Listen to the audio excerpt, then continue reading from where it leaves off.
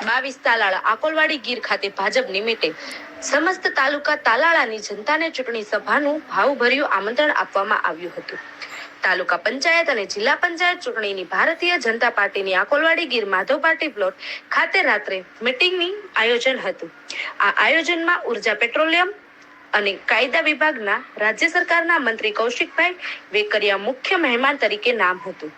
ગીર સોમનાથ જિલ્લા ભાજપ પ્રમુખ સંજય પરમાર વિશેષ ઉપસ્થિત હતા.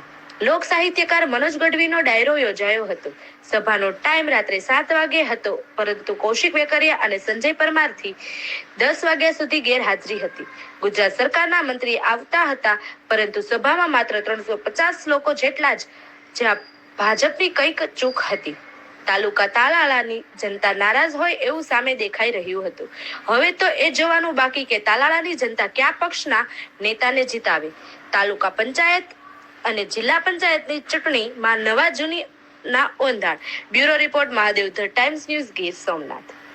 લોકડાયરાનો એન્કરિંગનો માણસ શું, ત્યારે રાજકીય પાર્ટીના કાર્યક્રમનું એન્કરિંગ કર્યું નથી, પણ આ દોહરું મારા ખંભે નાખ્યું છે.